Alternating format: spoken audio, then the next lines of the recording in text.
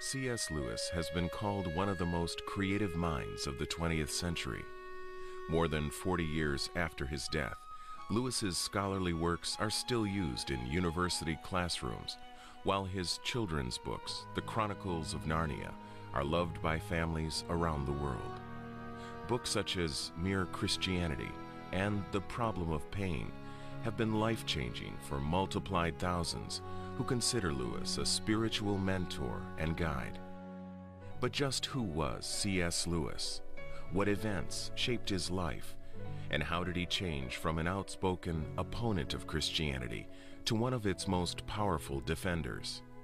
Join us for The Making of a Mind, the life of C.S. Lewis, on this day of discovery.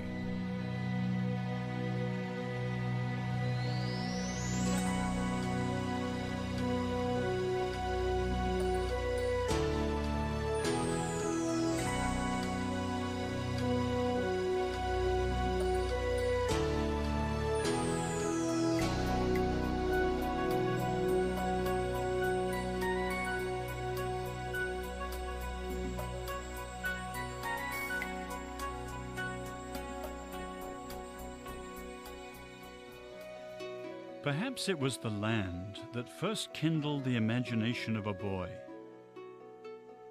A boy who would one day become a writer of stories about an enchanted land. A land where courageous children confront evil and prevail through the power of a great lion and the deepest magic of all. Perhaps it all began with the land.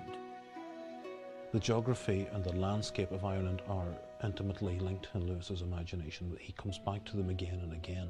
The geography of Ireland and of Ulster in particular is very intimate. The hills are manageable. The scenery is full of, everywhere you look, there's practically some sort of link to a mythological event. He particularly loved the area in the Mourne Mountains, which we've already talked about,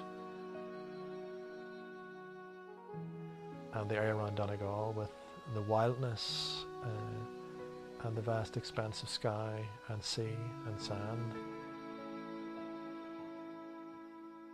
And he also loved the north coast. Clive Staples Lewis entered this world in Belfast, Northern Ireland, on November the 29th, 1898. He and his brother Warren, who was 3 years older, were born into a family that loved books and ideas. Their father Albert, a solicitor, read books voraciously, and the house overflowed with volumes ranging from Paradise Lost to E. Nesbit's children's fantasies. The boy's mother, Flora, held a degree in mathematics from Queen's University Belfast, an unusual attainment for a woman of her time. Women were only really starting to go to university and being educated then.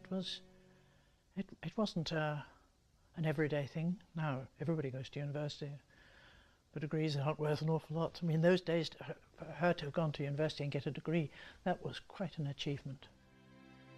While Albert devoted himself to his work as an attorney, Flora cared for her 2 sons, supervised the servants, and took part in the community life of upper middle-class society.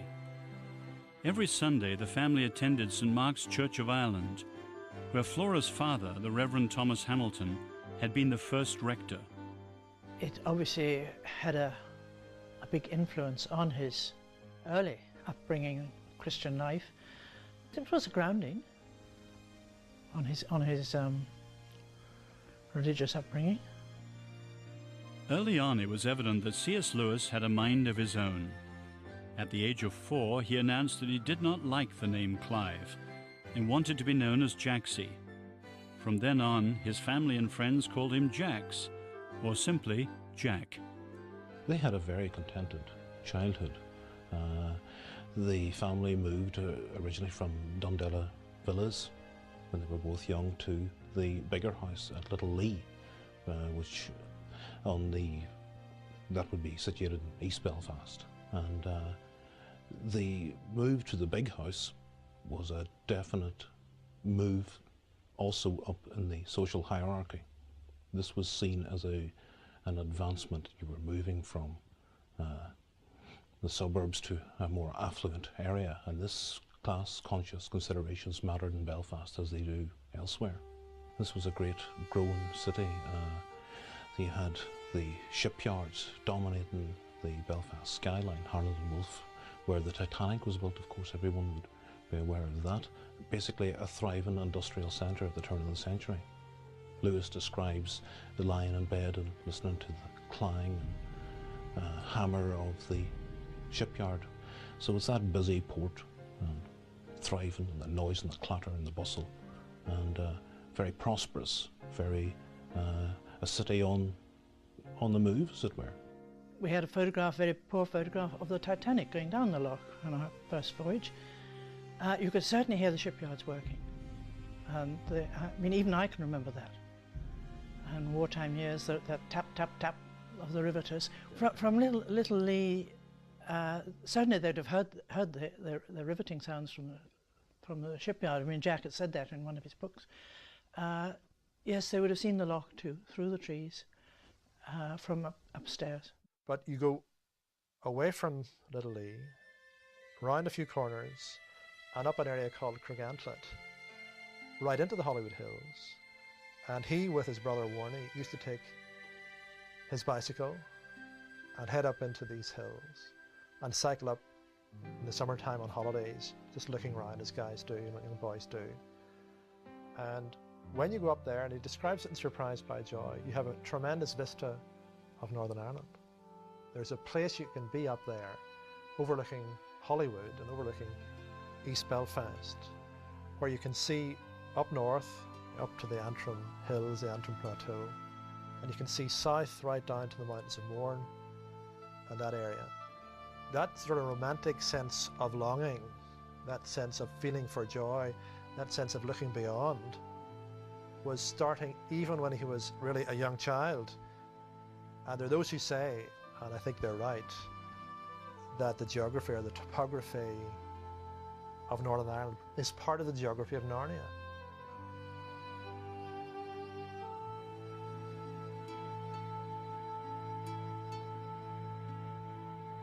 As young boys, Jack and Warnie drew pictures and wrote stories about their own imaginary worlds. Warnie called his India, while Jack created Animal Land. Eventually, they merged them into the make-believe world of Boxen. When Warnie went away to boarding school, Jack missed his brother, but enjoyed the solitude of his space in the attic called the Little End Room. Then the boys would be together again for the school holidays and a month at the sea in Castle Rock with their mother. Albert Lewis, of course, was a Belfast solicitor. Very, very busy schedule, ran his own office in the centre of Belfast. And he viewed these visits to the seaside as sort of penitential, something that he had to do for the sake of the family. Albert Lewis was the breadwinner of the family, and that's how he viewed it, this whole Protestant work ethic, which was how Belfast was built at that time and how it was part of his mindset. The idea of taking a month off to lounge about on a beach was just totally alien to him. He couldn't consider it. Plus, he was the police court solicitor, so he had work there that had to be carried out, and he was reluctant to hand that over to anyone else. But everything changed for the Lewis family when Flora became seriously ill.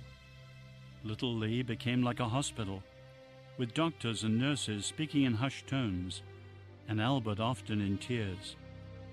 Flora suffered through 2 operations for cancer, was better for a time, then died in great pain on August 23, 1908.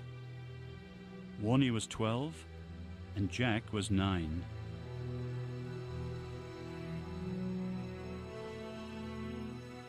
Of course, with the death of Lewis's mother, things changed, attitudes changed, and well, Jack's life changed then, because he was shortly after that, 2 weeks after his mother's death, he was sent away to boarding school in England. And I mean, it's hard to fathom now the effect that had on him.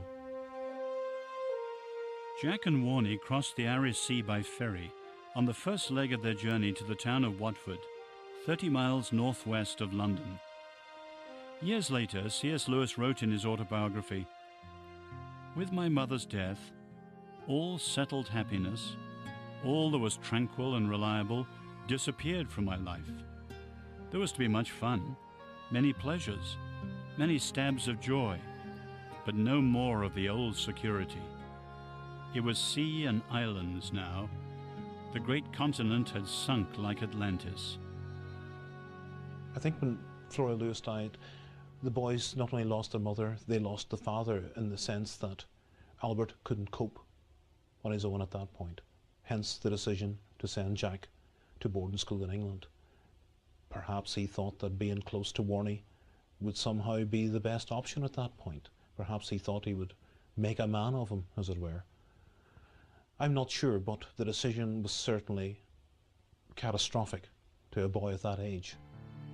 For the next 2 years, Jack endured the academic monotony and the harsh punishments of Wynyard School under its brutal headmaster, the Reverend Robert Capron. The boys nicknamed the headmaster Oldie, and his grown son who assisted him, Wee Wee.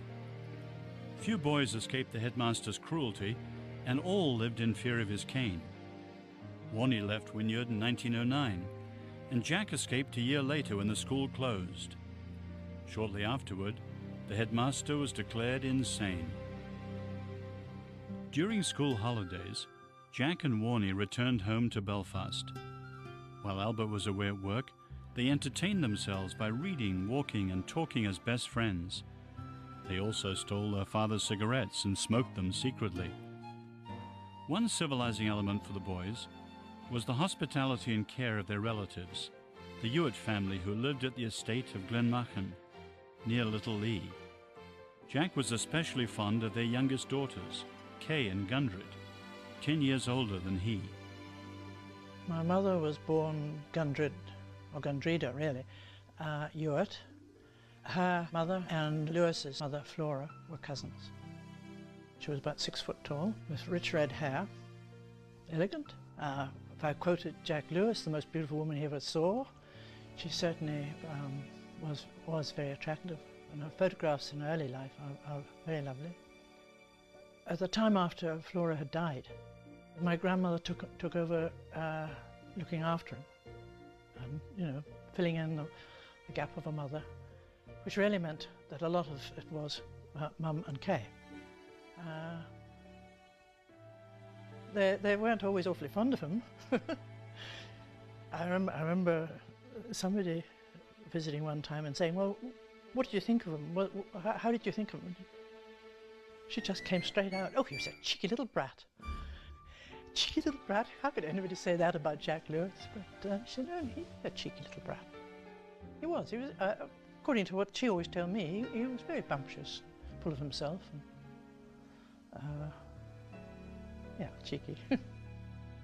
After beginning a term at Campbell College in Belfast, Jack became so ill that Albert brought his son home for rest and recuperation. Lewis savoured his 2-month reprieve from school by reading scores of books, mostly fantasy and fairy tales. From there, he entered Cherbourg Preparatory School in Malvern, England, just up the hill from Warnie, who was at Malvern College. At Cherbourg, Jack found a solid educational setting with capable teachers. But while his academic skill increased, his childhood religious belief began to wane. Through his own intellectual doubts and the subtle influence of those around him, Lewis experienced what he called a loss of faith, virtue, and simplicity. Of that time, he said simply, "I ceased to be a Christian." Lewis had grown up in a Christian home, but he still, he had turned away. He was relieved. He thought of God as the great interferer. He didn't want someone to tell him what to do, someone to order his life. He wanted freedom, and when he was able to convince himself that God didn't exist, there was just relief. When Lewis first saw a copy of the book Siegfried and the Twilight of the Gods, with its vivid illustrations, it rekindled his childhood search for what he called joy, the longing for something far beyond happiness or pleasure. Jack's new interest in Norse mythology led him to the sweeping music of Richard Wagner, which captivated him with a feeling of northernness, far distances, and a world of imagination. Arthur Greaves, a Belfast neighbour, shared Jack's interest in mythology. Their lifelong friendship and correspondence helped Jack through many dark and discouraging days. During these years, C.S. Lewis occupied two worlds. In one, he worked hard at his studies, excelling in Latin and English, while taking part in school activities. In the other, he escaped to a place of imagination and heroic tales. But part of the continuing reality he and Warnie shared was the strained relationship with their father. Jack's relationship with his father was very tense. Having said that, Albert Lewis supported his son financially throughout his studies, and Lewis did appreciate that. And after his father had died, Lewis had said, I think it was to Owen Barfield, that one of these major regrets was that he didn't treat his father better.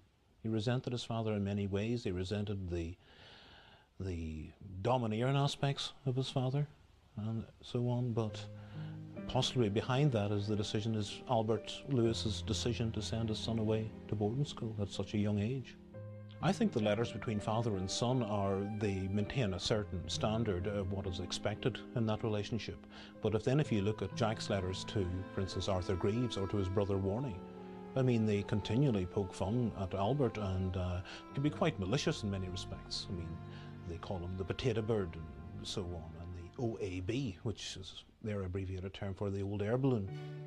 In 1913, Jack won a classical scholarship to Malvern College. Warnie enjoyed his years at Malvern and called it a paradise, but Jack quickly became unhappy there. Although he loved the beauty of the school and admired his English teacher, C.S. Lewis couldn't stand the system that valued athletes over scholars and forced everyone to play sports. Lewis suffered from a deformity of his thumbs, clumsiness of the hands, as he called it. He couldn't throw a ball or swing a bat, and disliked taking part in games or being required to cheer for those who did. He was appalled at the practice known as fagging, that allowed upperclassmen to use the younger boys virtually as slaves, to perform menial tasks for them. Often Lewis was called to clean someone's boots during the only time he had for preparation before morning classes. Jack just wanted to read and study and learn.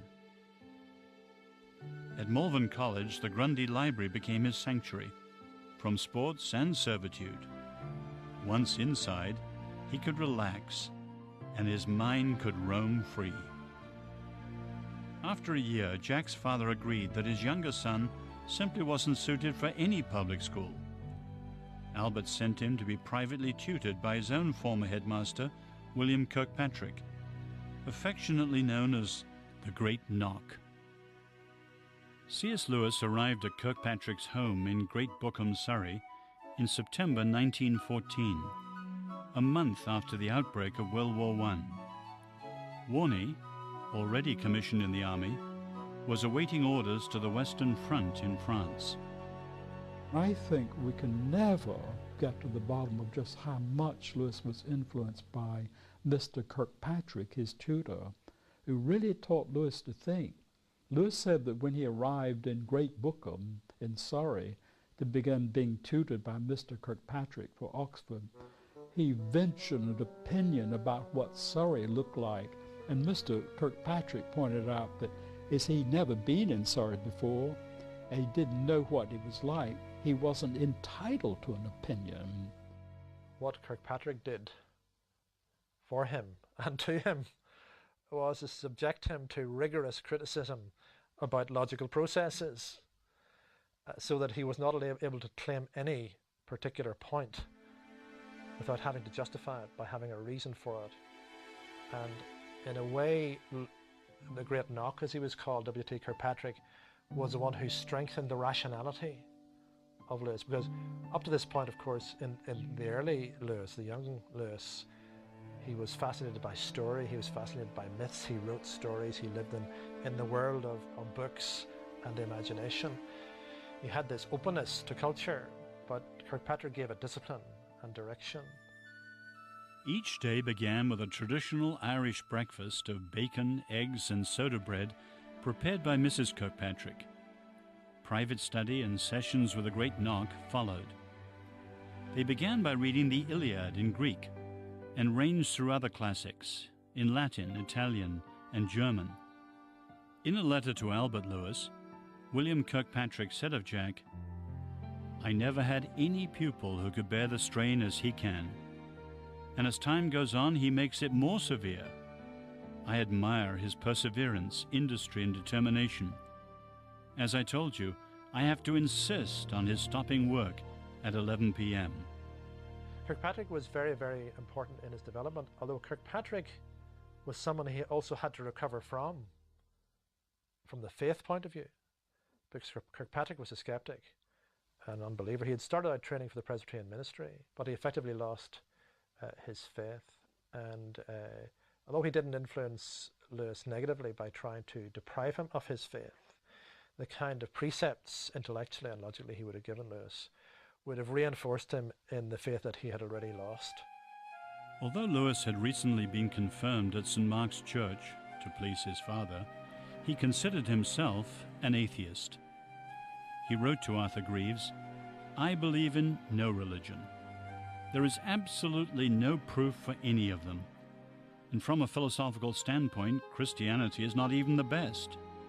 All religions, that is, all mythologies, to give them their proper name, are merely man's own invention." Years later, Lewis would say, in reflection, "A young man who wishes to remain a sound atheist cannot be too careful of his reading. There are traps everywhere." And Lewis was about to step in one, laid many years before by the Scottish preacher and writer George MacDonald. C.S. Lewis first began to read George MacDonald when he was a teenager. He was at that time studying with Kirkpatrick, the man who had such a huge impact on him in so many ways. And Lewis was on a train platform and always was looking for books and found an Everyman's edition of Fantastes. Picked it up, and he said he had no idea what he was letting himself in for. He began to read, and he said it wasn't until years later he realized what attracted him. But he said it was this, it was the sense of holiness, just drifting throughout those books, blowing throughout them. And he was captivated, obviously, and he read and continued to read MacDonald, and this was before he'd become a Christian. And he said that reading that book was like crossing a frontier. He said his imagination had been baptized by reading that book. The rest of me, he said, not unnaturally took a little bit longer.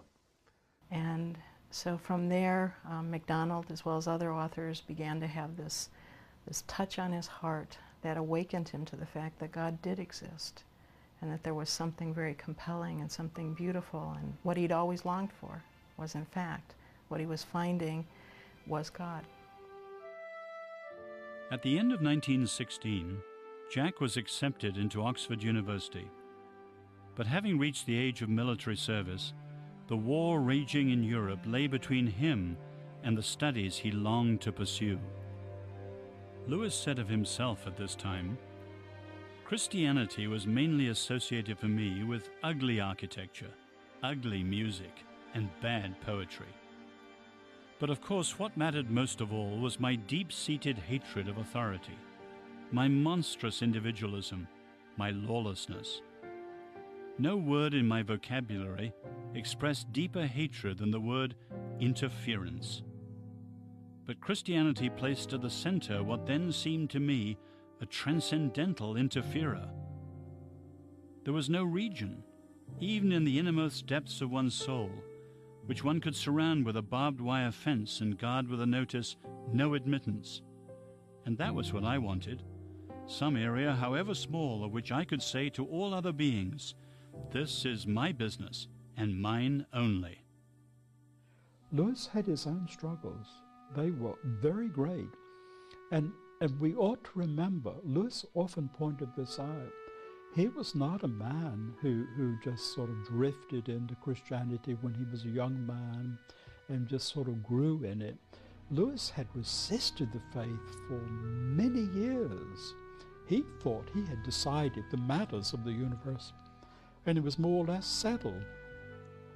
But God wouldn't leave him alone. In 1916, C.S. Lewis did not consider himself a Christian and had no intention of becoming one. But this was only one chapter in his life, and much remained to be written. Within a decade, Lewis would meet a fellow professor named J.R.R. Tolkien. Their friendship and mutual encouragement would lead them to write, among other works, The Chronicles of Narnia and The Lord of the Rings. These lines from Tolkien, unwritten in 1916, would later seem almost prophetic of what lay ahead for 18-year-old C.S. Lewis and many others like him. All that is gold does not glitter. Not all those who wander are lost. The old that is strong does not wither.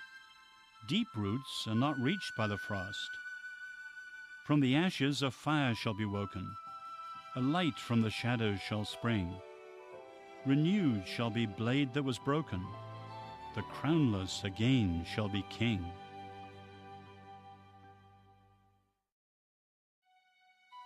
Born in Belfast in 1898, Clive Staples Lewis demonstrated his lively imagination and writing skill as a child.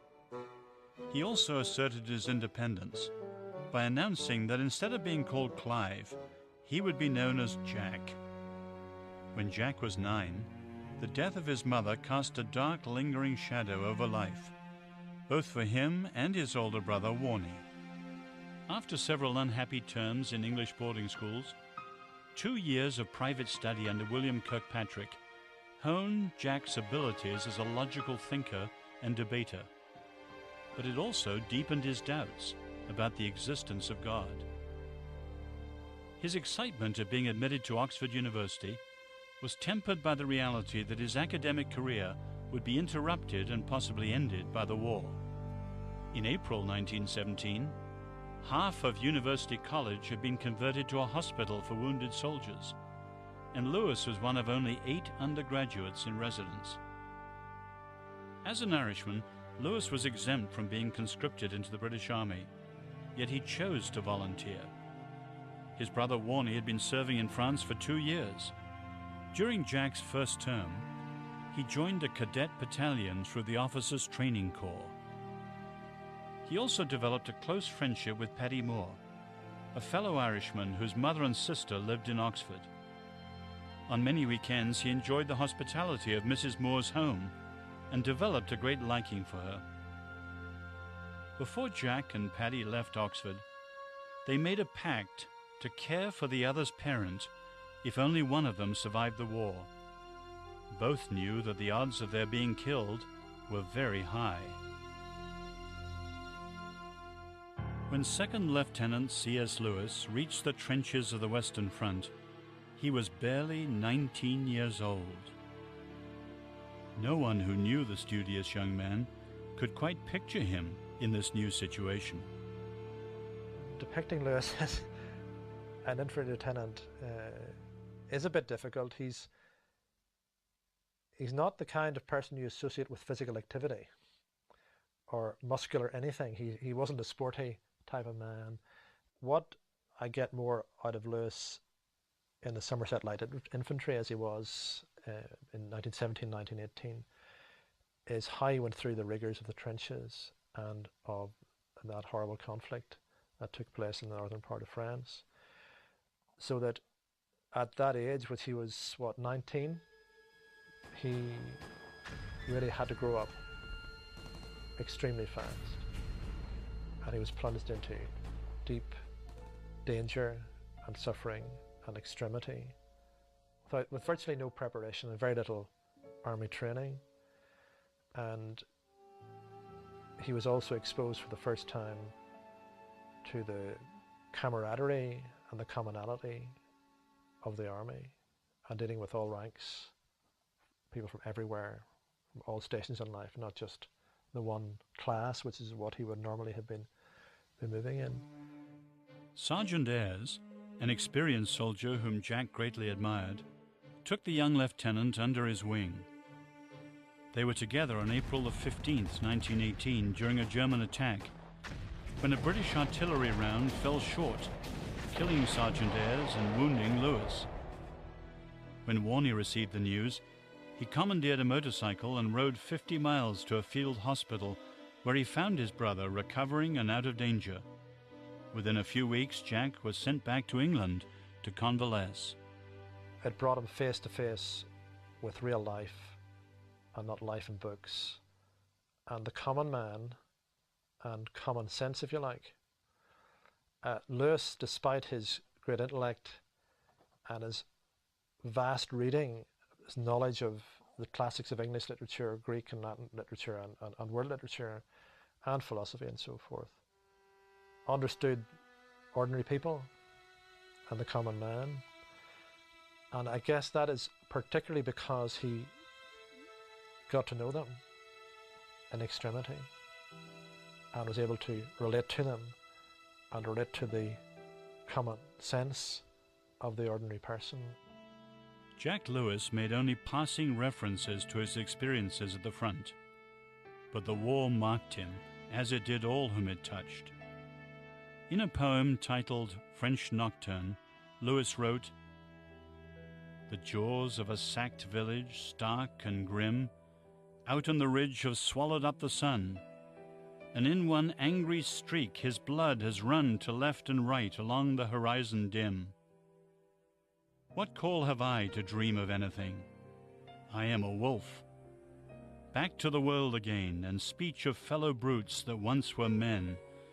Our throats can bark for slaughter, cannot sing."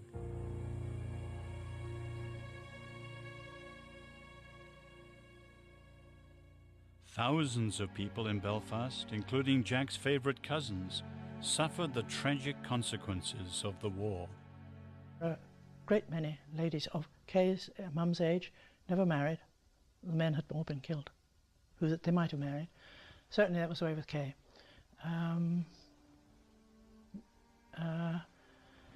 So the war did impact on them. But Mum worked as a nurse.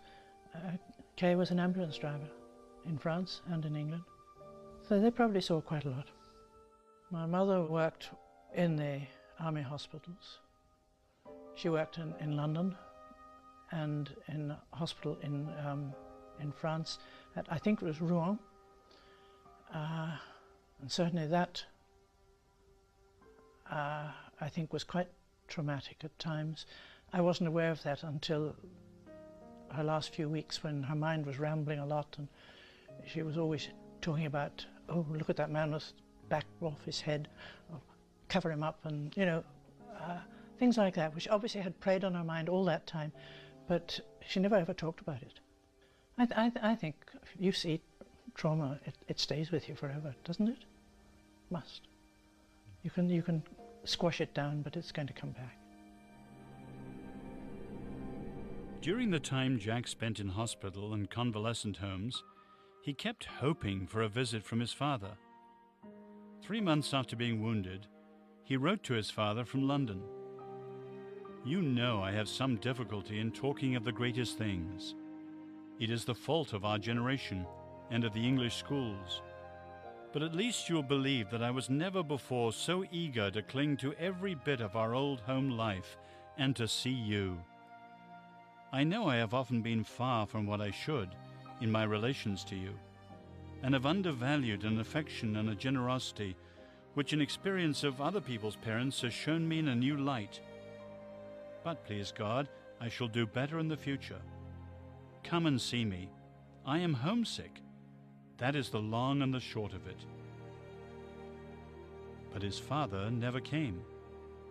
Their relationship continued as it had, outwardly cordial, but inwardly frustrated and annoyed.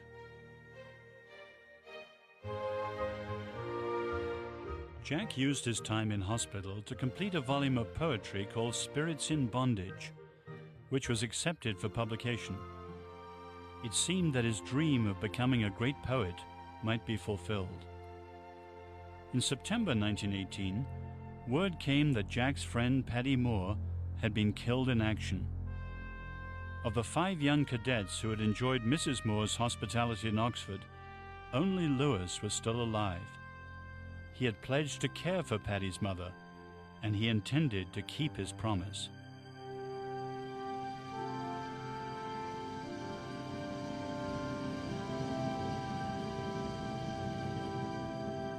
A month after the armistice ended the war, Warney was home for Christmas with his father at Little Lee. Warney's diary for December the 27th records, "A red letter day today. We were sitting in the study about 11 o'clock this morning when we saw a cab coming up the avenue. It was Jack's. He had been demobilized, thank God. He's looking pretty fit. We had lunch and then all three went for a walk. It was as if the evil dream of 4 years had passed away, and we were still in the year 1913. The murderous guns had at last been silenced, but the world would never be the same."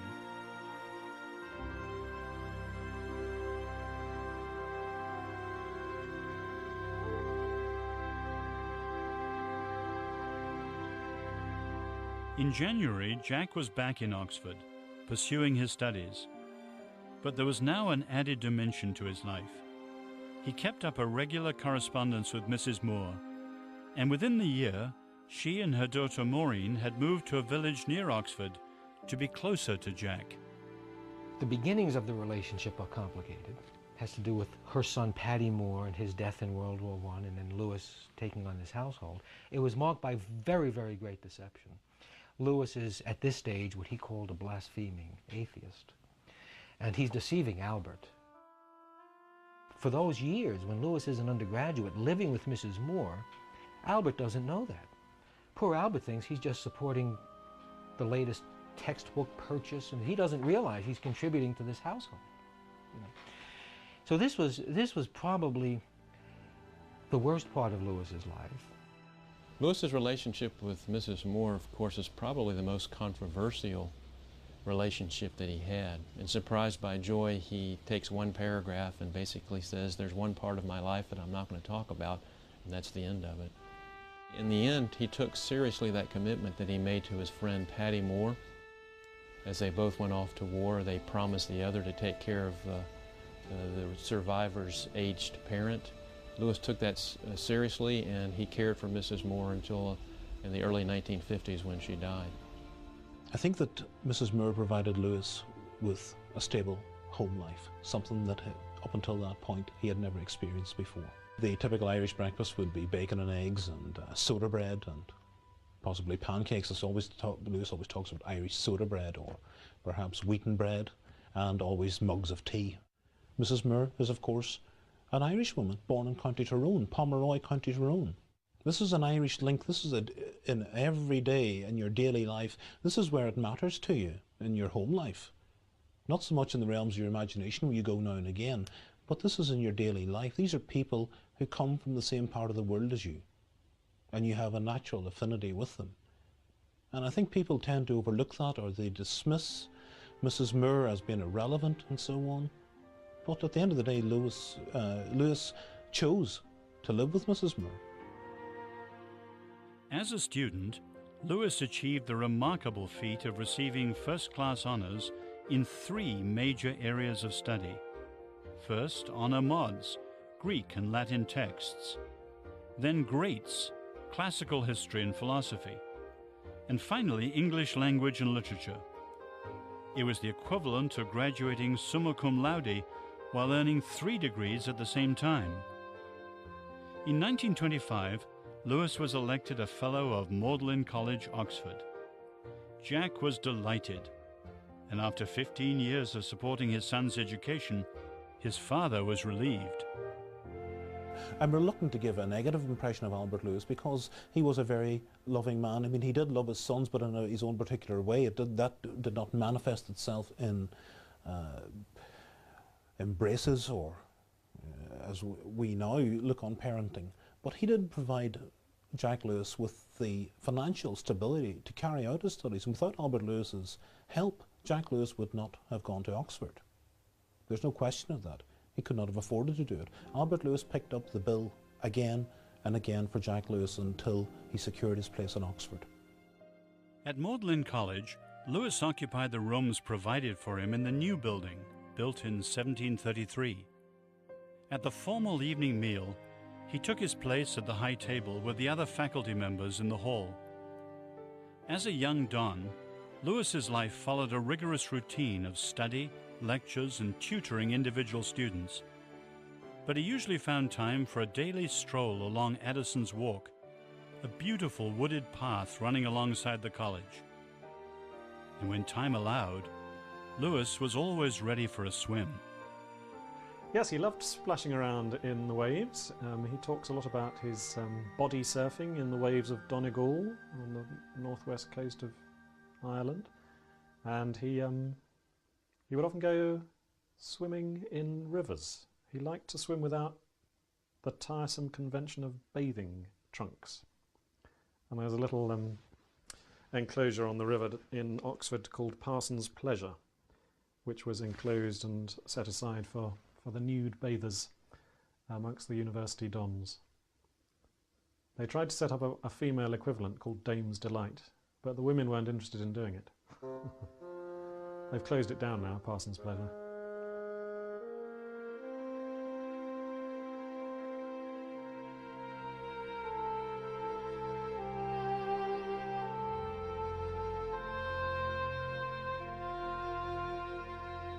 In September 1929, Lewis's father Albert died, just after Jack had spent a month caring for him in Belfast. Lewis cabled the news to Warney, a career officer now stationed in Shanghai. A few days later, Jack wrote to a friend, "Thank you for your sympathy. I thought I had perhaps got a bit used to people I cared for dying while I was at the front, but it doesn't seem to make much difference.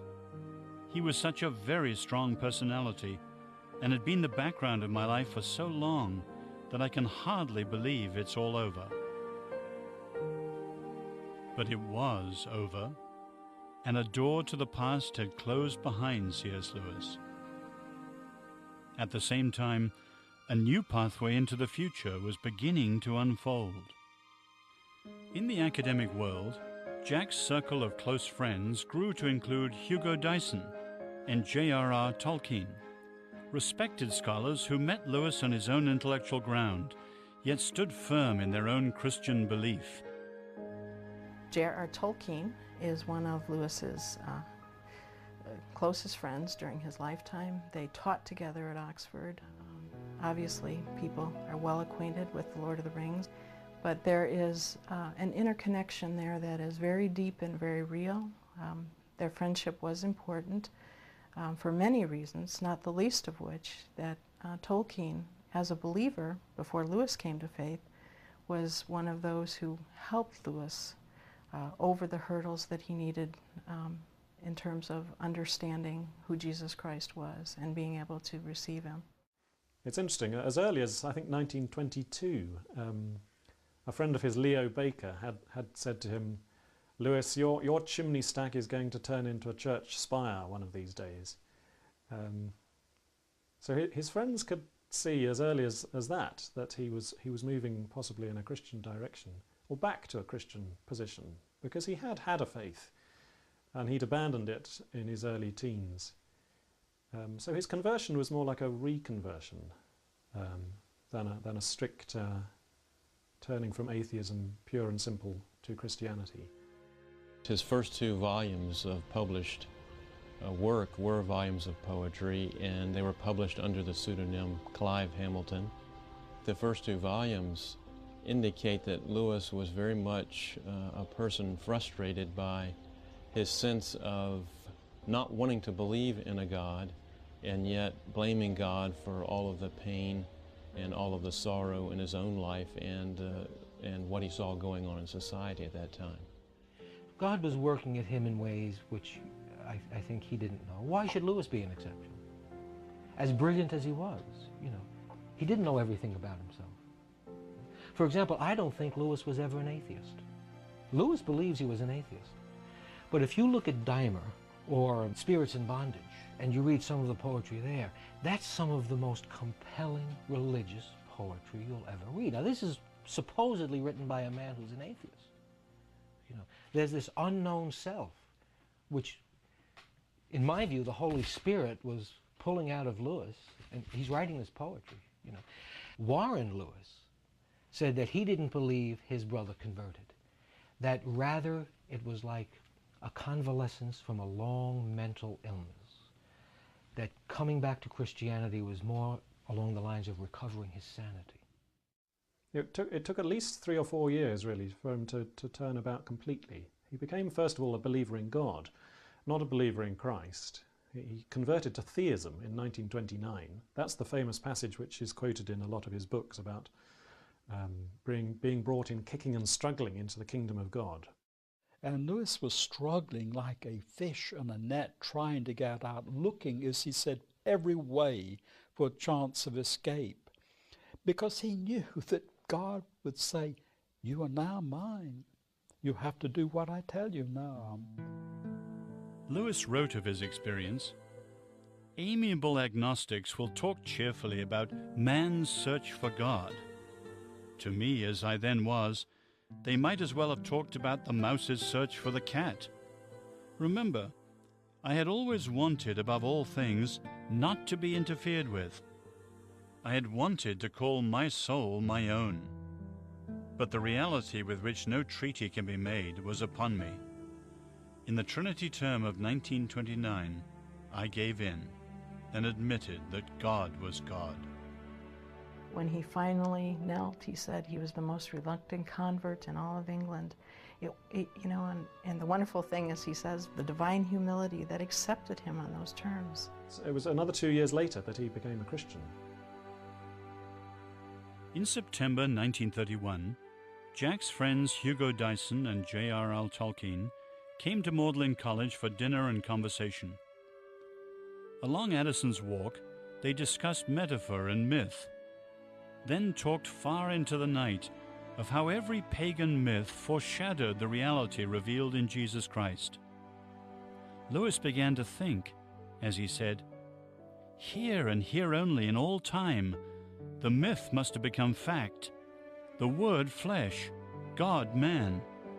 This is not a religion, nor a philosophy, it is the summing up and actuality of them all." A week later, he decided. That happened when he was being driven to Whipsnade Zoo one day in his brother's motorcycle sidecar. He set out for the zoo not believing that Jesus Christ is the Son of God. And when he reached the zoo, he said, "I did believe that Jesus Christ is the Son of God." Yet the journey had not been spent in any particular thought nor in any great emotion. The whole man had moved, he said. There was nothing of me left over or outside the act. I'd become awake, he said. I'd woken up. Well, one commentator says that Lewis had nothing to say up until his conversion. Well, I don't fully agree with that, but there's a certain germ of truth in that. Up until that point, Lewis has been trying to be first of all, he's trying to be a poet, and he's floundering about with that. And then after his conversion, he writes The Pilgrim's Regress. And from then on, he doesn't look back. The works just continually flow from his pen. It's not just enough to say that Lewis is a great thinker, or Lewis has got a mind that is awake. Lewis is someone whose mind was transformed by his conversion. So all these aspects of his personality, which had been, as it were, going through on parallel lines up to then, really came together. It seems to us that he went from being a formidable atheist to a formidable Christian right away, but he didn't. There really are about 10 years that we don't really know very much about. When Lewis was, in one way, God, I think, was preparing him. These are the 30s when he was just venturing gradually into Christianity. He wrote a few poems, but during that time, Lewis realized that he would never be a great poet. All the plans that he'd made for himself were coming to nothing. He might not ever do anything really worthwhile. And I think he reached the valley of humiliation that Bunyan wrote about, where you have to just give up everything and realize you don't really have anything to present before God. You know, you may be a tutor in an Oxford college, but so what? You're just a teacher still. You haven't really done anything. And I think he was brought down to the absolute bottom so you can say, God is my all, and mean it, and not think, God is my all, but I also have my books to my credit, and when I leave the college, everybody will know who I am. No, it wasn't that way. He had nothing except God. Jesus said, "Whoever desires to save his life will lose it, but whoever loses his life for my sake will find it. For what profit is it to a man if he gains the whole world and loses his own soul?" Looking back on his journey to faith, C.S. Lewis said, "The hardness of God is kinder than the softness of men, and his compulsion is our liberation."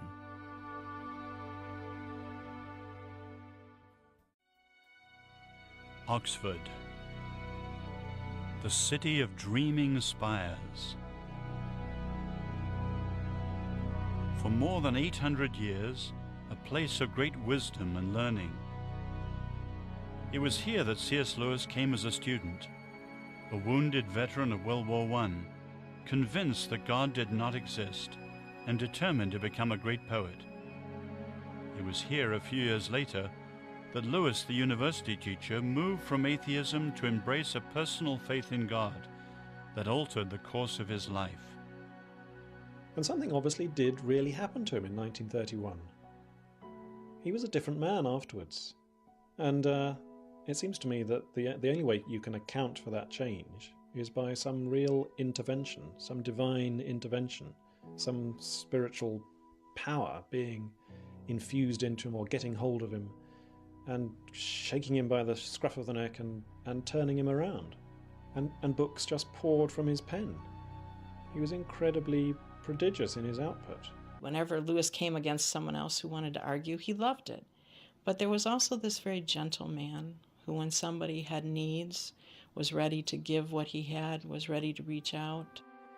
And sometimes the person in need was one of his students.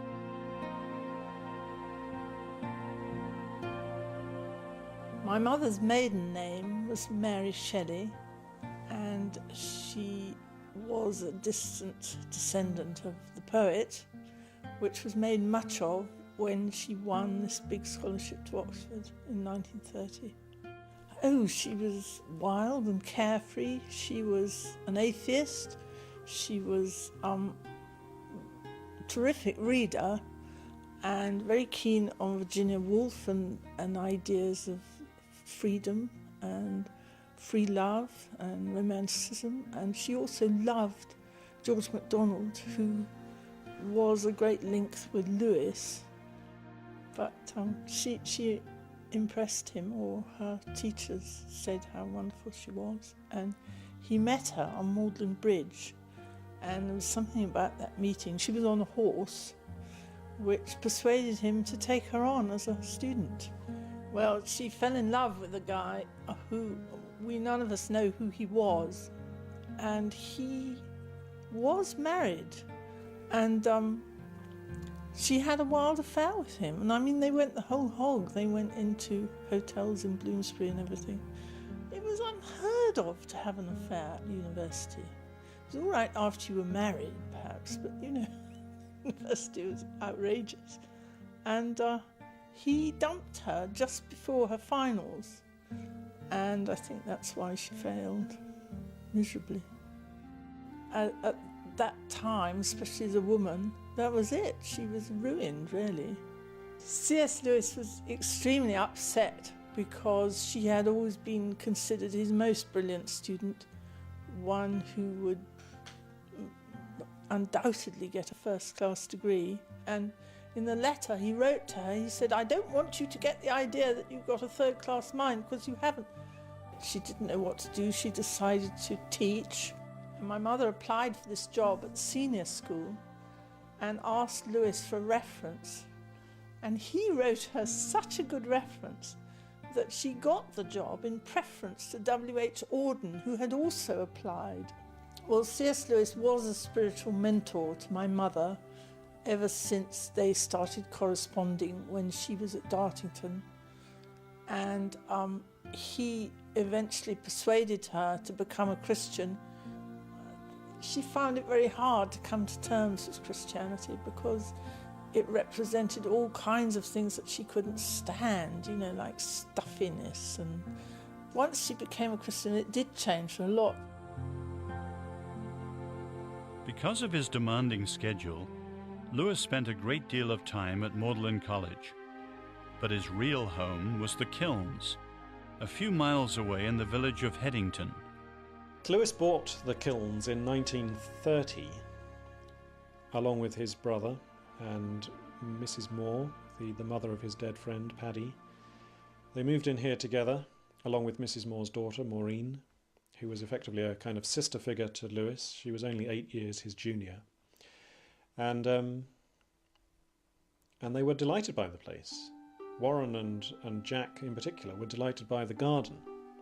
They had about 8 acres of land, including a lake and woods, and a large kitchen garden, and a tennis court. Not that they played tennis very much, but they did play croquet and badminton on the front lawn, and they really loved the place.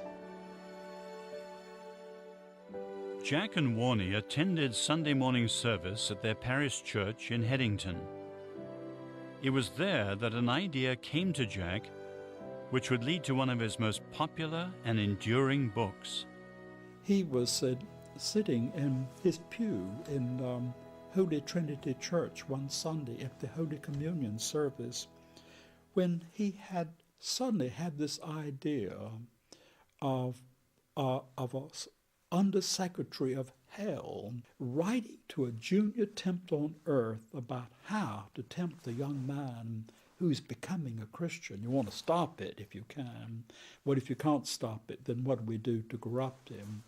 And thus these wonderful screw-tape letters. The first one was written in his head at, Holy Communion service. And when he got home, he wrote it down, and then about 30 more letters followed that in quick succession. And you got one of the most important books that he ever wrote. The Screwtape Letters first appeared in 1941 as weekly articles in a Church of England newspaper.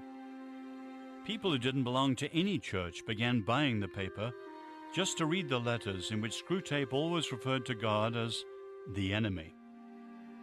My dear Wormwood, never forget that when we are dealing with any pleasure in its healthy and normal and satisfying form, we are in a sense on the enemy's ground. I know we have won many a soul through pleasure. All the same, it is his invention, not ours. He made the pleasures. All our research so far has not enabled us to produce one. About the same time, Lewis was asked by BBC Radio to give a series of broadcast talks during the difficult days of the Second World War. So they asked Lewis if he would like to talk about, say, give a series of 4 talks on, say, modern literature. He said, not that wouldn't suit me, but I will give some talks.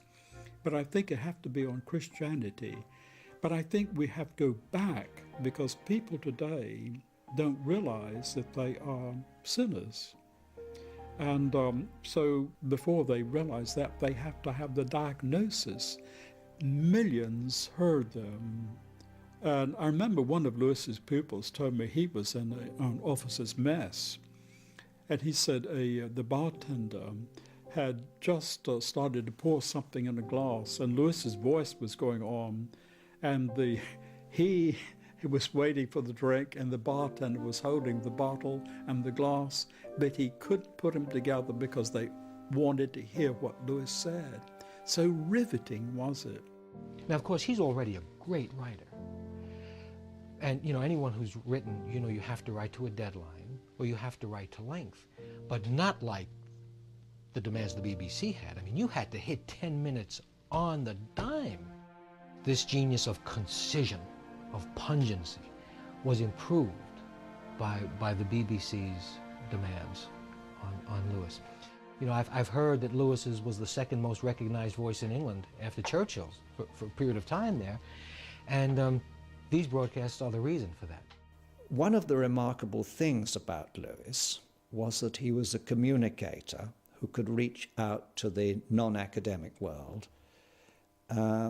He could give very learned lectures, but he could also speak with remarkable freshness to people in other disciplines and from other walks of life in a way that you might not have expected from a deeply learned Oxford don.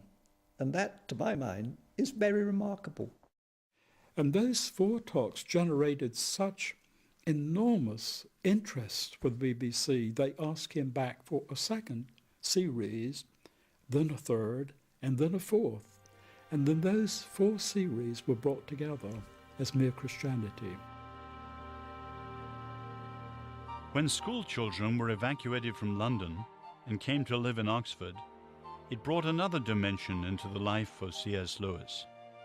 He liked children much more than I think he thought that he did. And when he had evacuees during the war staying at the kilns, he got very fond of some of them. Well, I first went to the kilns when I was, I think, about 16. It was planned that I was going to be evacuated there. And so I went up to meet Mrs. Moore and be vetted, and apparently that was all right. And so it was arranged that I would go and live with her and the family. Well, it came as a tremendous shock to discover that Jack Lewis was C.S. Lewis, whom I revered, whose books certainly the Screwtape Letters I'd read, and various other bits and pieces of his I'd read, and I think I'd heard him speak, and he was a hero. And I had no idea that this man in the house, Jack Lewis, was he. And I think I'd been there about 2 or 3 weeks when the penny dropped. I saw the books on the bookshelves and the name Lewis, and eventually I clocked it, and I was absolutely, I didn't know where to look, how to speak to him. I was so overawed, really, completely overawed. And it took me about 2 weeks before I could look him in the face again. He was so kind to me. He put up with all my infantile, you know, he never made me feel inferior or unintelligent, or that I'd said something stupid, which of course I did all the time. Living at the kilns at the time was Jack and Minto, Mrs. Moore, and Warney, Jack's elder brother, who'd been in the army, Major Lewis, and me. And then in the garden, in a hut, Paxford's hut, there was Paxford, and Paxford had been with the family for years and years and years. Well, I had to get up very early, particularly in the summer, because Mrs. Moore was a tremendous, she was an autocrat, and things had to be done in a certain way. And her belief was that the chickens must be let out of their roosting house within half an hour sunrise. And then they had to be put to bed half an hour before dark, I think. Yes, because of foxes and things like that. So, for instance, when I went to see a play at the Playhouse in Oxford, I never saw the third act because I always had to get back to put the chickens to bed. Yes, we were an odd household, really. And one of the members of the household for a time was a boy called Ronnie, who was mentally handicapped to some degree. I don't know how much. He was probably about 22 or 23, but he couldn't read or write. And Jack used to spend, I think, 2 evenings a week with him, teaching him to read, which is very typical of him, in the sense that, without wanting to sound pious, I mean, if there was an opportunity to do good, Jack would do it.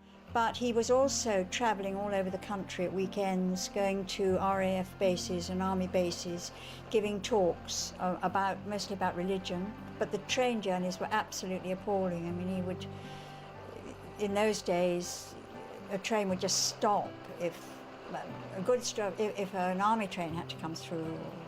It could take you hours and hours and hours to get anywhere, and it did, and he'd come back pretty tired. And then once a week, the Inklings used to meet.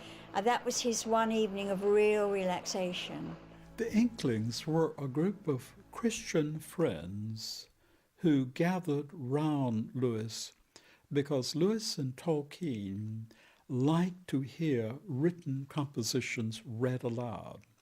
And they met every Thursday evening in term time, and usually every Tuesday morning in the Bird and Baby poem. And it was there that Lewis read aloud to his friends, Tolkien, Charles Williams, Major Lewis, and others. He read aloud The Problem of Pain as it was being written, the Screwtape Letters. It was there that Tolkien read The Lord of the Rings, or most of it aloud, during the time it was being written. And you can imagine what it was like. These men, this was a no-holds-barred affair. You were expected to say what you thought of this work, and if they didn't like it, they said so. But at least they had good critics and honest ones as well.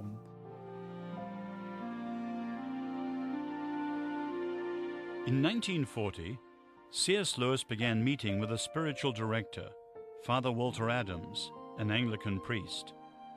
He found the discipline of weekly confession at first daunting and then liberating.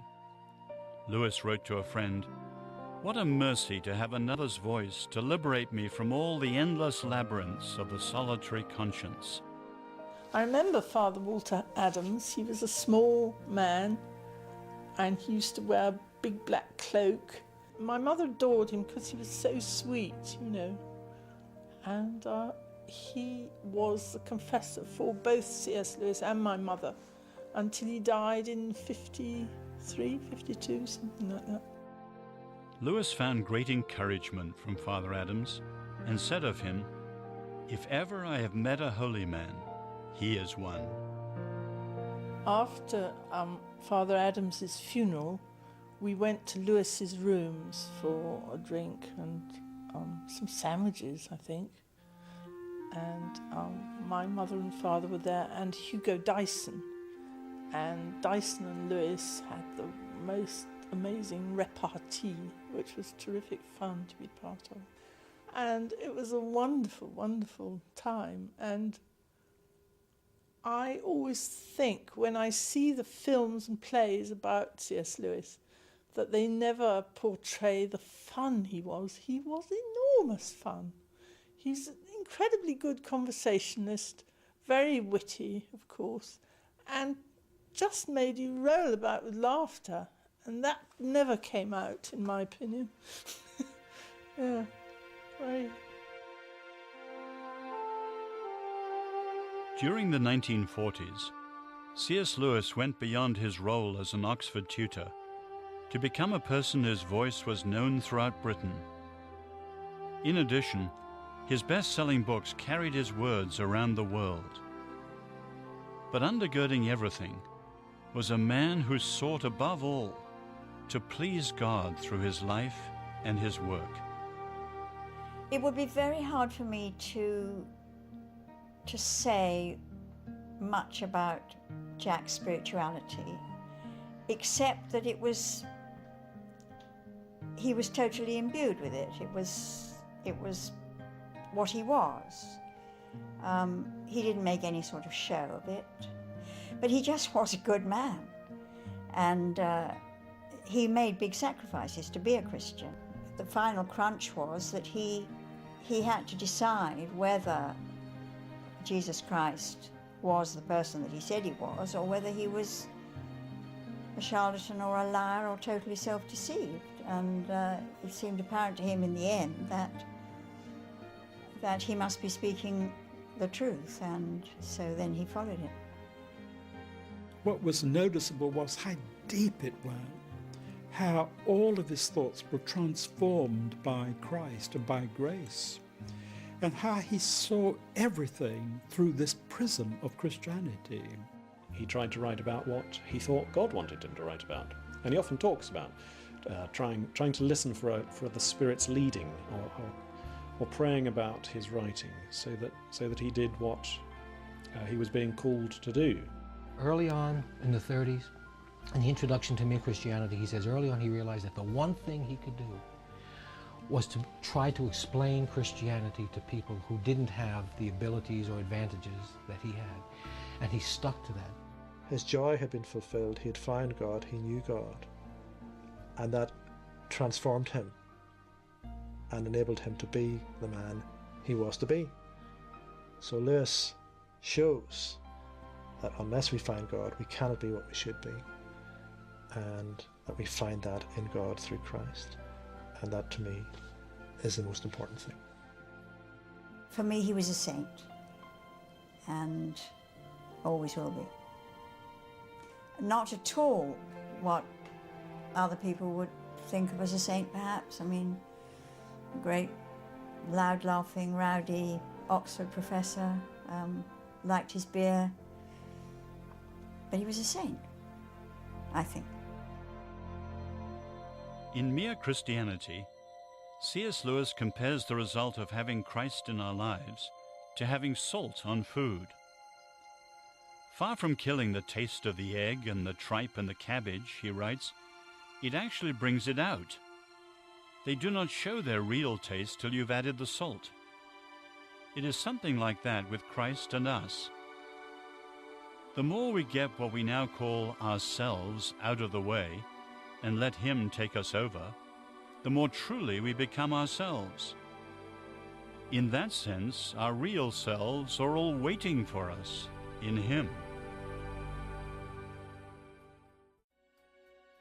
C.S. Lewis's popularity as an author and speaker brought him a great deal of correspondence. Some people praised him, some denounced him, others sent questions and requests for help. Lewis answered every letter he received, usually by return of post. That is, he read it in the morning and he answered it right then and simply replied. And I don't know how a modern author would deal with this, probably ignore it. But he felt that if you write a book like Mere Christianity and you put it in before the public and the public writes to you about it, it's your responsibility to reply, because you didn't have to publish that book in the first place. My guess is that he wrote at least, say, 10,000 letters.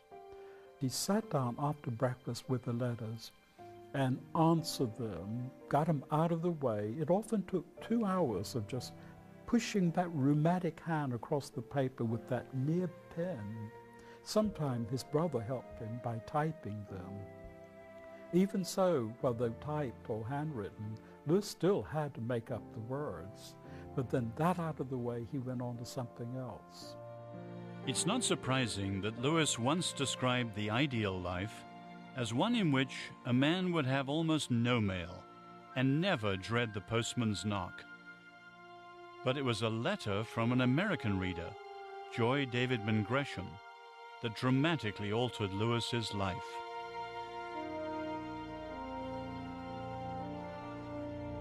I met Joy Davidman first at Hunter College, and we became very close friends.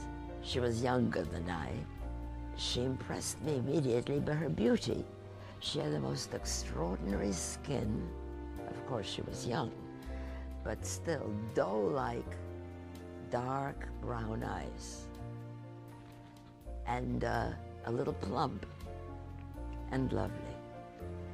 She was brilliant. She was a good writer. She published in the school publications. She was very shy, and yet she did things that none of the Hunter girls in those days, I'm speaking of the 30s, would dare to do. She went to Harlem, to, I think it was the Apollo, to watch the dancing.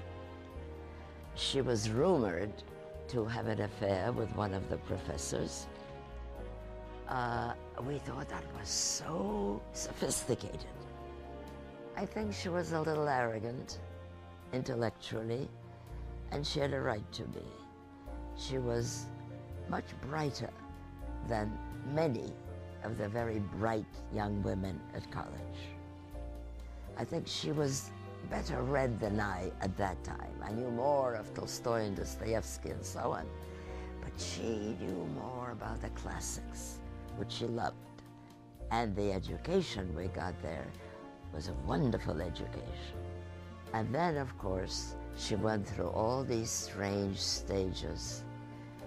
She was a communist and an ardent one. And she was an atheist and an ardent one. But what she married, a very strange man, William Lindsay Gresham, tall, rugged, handsome man, who wrote a book called Nightmare Alley. In 1946, Joy became a Christian and began reading the books of C.S. Lewis. For a time, her husband Bill seemed to share her newfound faith. But it was a rocky marriage. Then the two boys were born. They were very cute little boys, and she went to London. C.S. Lewis had enjoyed corresponding with Joy Gresham, and in 1952, they met for the first time during her visit to England. Within a year, she had returned with her two sons, David and Douglas, to live in London. As their friendship grew, there was another change in store for C.S. Lewis. After 30 years at Oxford University, he made a career change that surprised everyone, including himself. Lewis's move to Cambridge in 54 from Oxford was a very big event in his life. It changed his daily life in so many ways. It changed the way people saw him. It liberated him from so much. And the question, of course, is why the change? And the obvious answer, the efficient cause, was they offered him a chair. They offered him the chair of medieval and Renaissance English literature, which, we're given to understand, had been created especially for him. Well, Oxford, of course, was appalled by the fact that the megastar, would move, but they hadn't given him a chair. When Lewis left Magdalen College, Oxford, for Magdalen College, Cambridge, it marked a new beginning in his life. He arrived almost by parachute, so to speak. He suddenly appeared in our midst, and I sat next to him very often because we were a small company, and we dined every night, and then from there we went to the combination room where we sat around in a small circle and drank coffee every night. So I got to know him quite well during the years I was at Cambridge. He was a very nice man, kind, faintly alarming, but then that made him rather more attractive in some ways. There was an unpredictable element about him. He was quite amazingly learned, not in a browbeating way. He just seemed to have read everything that anybody else could conceivably have read, and had an amazingly retentive memory. I came in once having read the works of John Calvin, found a very striking passage in Calvin and quoted it to Lewis, who said, John, but do you remember how he goes on?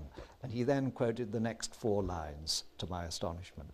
I first met C.S. Lewis in Cambridge. I was at St. Catherine's College, and he was at Magdalen College.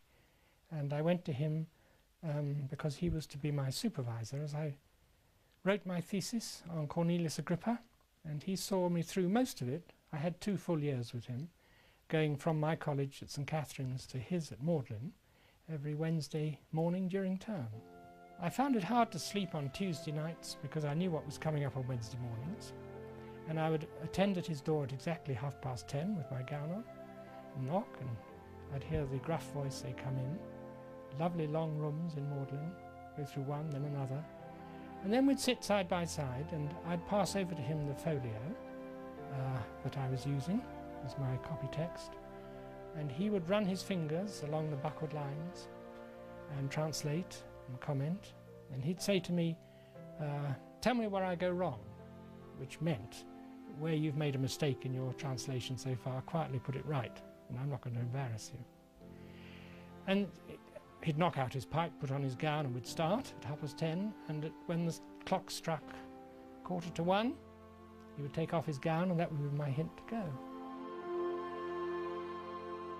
He came down every morning to morning prayer in the chapel, sat in his same stall there, and loved going through all the Psalms. And I associate certain Psalms with him. One particularly is Psalm 36. I can remember his Ulster tone coming through, his rather Oxford tone, when he recited the verse, "Thy righteousness standeth like the strong mountains, and thy judgment is like the great deep." He said to me once, it starts, "My heart showeth me the wickedness of the ungodly," the psalm. He said, "It does indeed, does indeed." He said, "It's from my heart that I derive my understanding of that deep wickedness." Lewis spent the weekdays in Cambridge during term time, but every weekend and vacation found him back at the kilns, where he and Warnie enjoyed working in their garden. Although they loved the garden, and presumably the house, they didn't keep the house in very good condition. They rather let it go to rack and ruin. His friends called the house the Midden, an old English word meaning dunghill, because it was so smelly and dilapidated. The place was covered in tobacco stains, because both brothers smoked cigarettes and pipes. They used to knock out their pipes into the carpets and rub the ash in with their feet. They said it was good for keeping out the moths. His friends joked that the house was kept together with cobwebs and bookshelves. And when Joy Gresham first visited the house in the early 1950s, this was before she married C.S. Lewis, she apparently asked, "What are all these black drapes up at all the windows? Why are they so ugly and dark?" And she was told, "That's the blackout from the war." And the war had finished about 10 years previously. The Lewis brothers just hadn't bothered to take these black drapes down. When Lewis was in Oxford, there was hardly a day when he did not visit Joy. They would take long walks and talk, and their minds met. And of course it was clear to me that she wanted more than their minds to meet. But she couldn't dare. And in one of the letters she said, "Look, by this time I think Bill gave her, or she gave Bill, a divorce. I'm a divorced Jewish woman, and everyone knows who he is. Impossible." And the letters became more and more about him than about her. In April 1956, Jack and Joy were married in a civil ceremony in Oxford. Jack told only his closest friends, saying it was simply a legal means of allowing Joy and her two sons to remain in Britain after the government refused to renew her permit. They continued to live in different houses. Then I learned that she contracted cancer. And at first it was mild, and it metastasized here, metastasized there. And our correspondence stopped for a while. She'd been to the hospital, she'd had this done, that done, and almost as a postscript, she said that Jack and I married. In March 1957, when it appeared Joy was dying, she and Jack had a Christian marriage ceremony in her hospital room. Then he took her home to the kilns to die. When she got very ill, she invited me to come down to visit them. I came to the kilns in Oxford. Joy was already sleeping in their home in a hospital bed. And every morning or afternoon, an ambulette would come and take her to a hospital for some treatment and return her. And yet, she said to me something so unforgettable. She said, "Now I know they're right. The poets and the movies, it exists." I knew she talked about love. And Jack Lewis was such a typical Englishman. I think he even had a patch on his elbow sleeve. And he had a delicious sense of humor. I knew he was about to say something funny before he said it. His eyes lit up. You know people like that, I think. His eyes lit up, and then there it was. I was delighted by him. But I spent most of the time with Joy. After I left, she rallied. A few months later, in a miraculous reversal, Joy's cancer went into remission.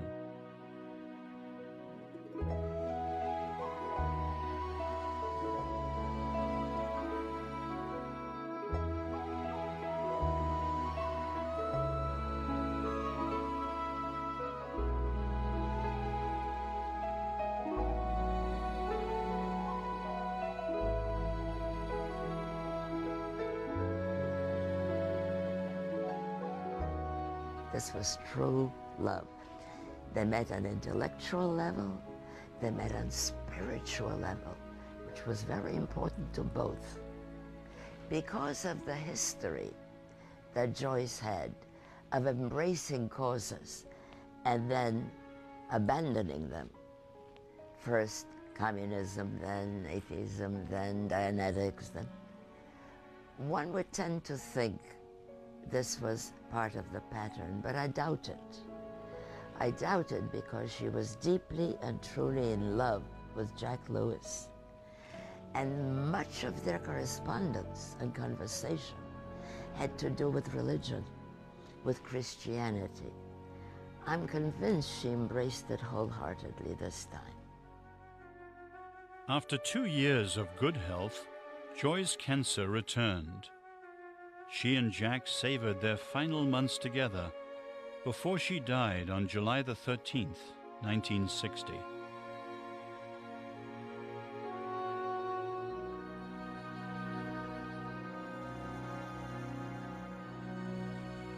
There was only one time there was any small talk. I went in and, having been going to him for a year, I think it was, I had the courage to say, I hope the black tie, Professor, doesn't mean anything untoward. And he turned to me and said, "Are you married?" And I said, "Yes, I am." He said, "You're a lucky man. My wife died last week. Now let's start." No, he never showed any grief. He never showed any grief. And all the emotions were displaced onto the page. The cure for everything, he used to say, is ink. And if he could read and he could write, he was happy, whatever was wrong with him. And I think he found it easier to convey his emotional states on the page than face to face. It was in his private journal that C.S. Lewis poured out his pain and later shared it with the world. A Grief Observed wasn't published in his lifetime under his own name. It was only after he died that N.W. Clark was replaced by C.S. Lewis on the title page. I mean, obviously, when Joy died, he was devastated, you know.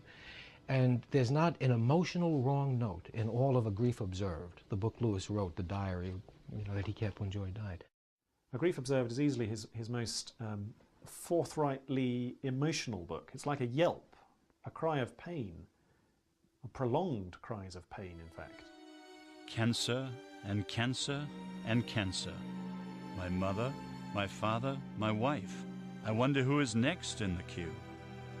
Where is God? Why is he so present a commander in our time of prosperity and so very absent a help in time of trouble? He's really going through the valley of the shadow in the first few chapters of A Grief Observed. It's a version, you could say, of the book of Job. It's a man confronting the realities of suffering and the apparent meaninglessness of suffering. Why do we go through these tortures? I have no photograph of her that's any good, but her voice is still vivid. The remembered voice that can turn me at any moment to a whimpering child. It reminds you that this was a real man with a real heart. He could cry. He could acknowledge the deeper and the more sensitive aspects of life. And he could also communicate them unforgettably with his pen. My heart and my body are crying out, come back, come back. But I know that the thing I want is exactly the thing I can never get. The old life, the jokes, the drinks, the arguments, the lovemaking, the tiny, heartbreaking commonplace. All that is gone. But by the end of the fourth chapter of A Grief Observed, he is finding some resolution. Not an easy resolution, not pat answers, not glib, trite solutions to these problems, but a deeper peace. He describes it as a chuckle in the darkness. There's still darkness, but he's now aware that there's someone with him there in the dark. And was that noise a chuckle? Difficult to say. To love at all is to be vulnerable. Love anything and your heart will certainly be wrung and possibly be broken. If you want to make sure of keeping it intact, you must give it to no one and nothing, not even an animal. We shall draw nearer to the love of God, not by attempting to avoid the sufferings inherent in any love, but by accepting them and offering them to Him, by throwing away all defensive armour, taking all risks, descending, when He so wills, into all tribulations. Toward the end of my time with him, he was becoming more and more ill, though he never let that affect his teaching of me and didn't show any pain. But he did write to me about it on the 6th of December 1961 from the Kilns, Oxford. The position is that they can't operate on my prostate till they've got my heart and kidneys right. And it begins to look as if they can't get my heart and kidneys right until they operate on my prostate. So we're in what an examinee by a happy slip of the pen called a viscous circle. Still, it is not quite closed. Meanwhile, I have no pain and am neither depressed nor bored. So it's a rather charming letter. And that was true. He had had a number of scares. He had had a heart attack in 1963. He had neglected his health terribly, particularly when he was looking after his wife who had such pressing problems.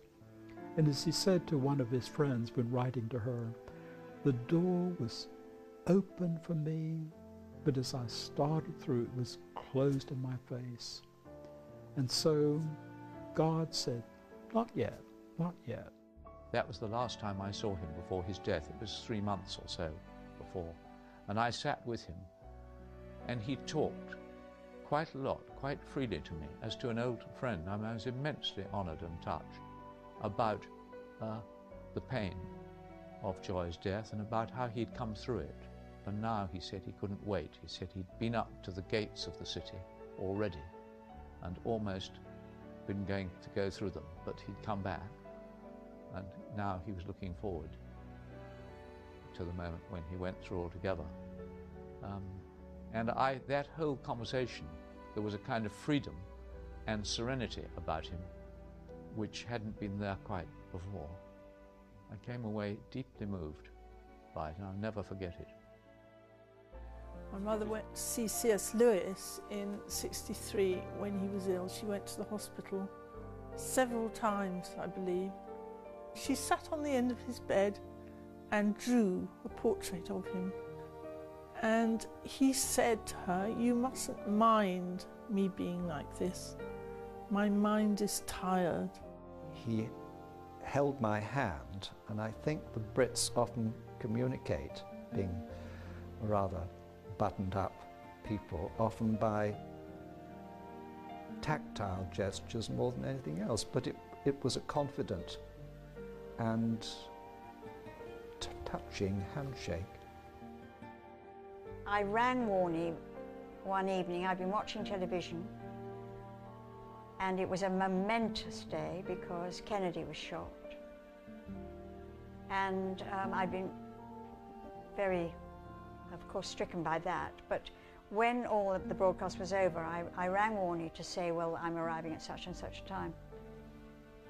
And he said, "I'm sorry, June, Jack died half an hour ago." Extraordinary day. He, I'm sure, regretted, like others do, that, they won't have a final meeting with somebody you know and love very much. You won't be able to go to this place that you like so much again and see the home you brought up in. Well, but you go to something far, far better. And if anyone was prepared, really looking forward, pawing the ground to get to the Aslan's country, it was C.S. Lewis.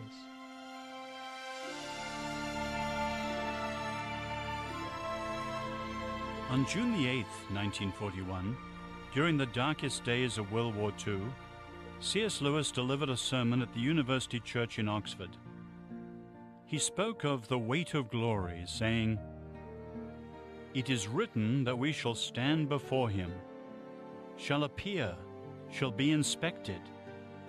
The promise of glory is the promise, almost incredible and only possible by the work of Christ, that some of us, that any of us who really chooses, shall actually survive that examination, shall find approval, shall please God. At present, Lewis said, we are on the outside of the world, the wrong side of the door. We discern the freshness and purity of morning, but they do not make us fresh and pure. We cannot mingle with the splendors we see. But all the leaves of the New Testament are rustling with a rumor that it will not always be so. Someday, God willing, we shall get in.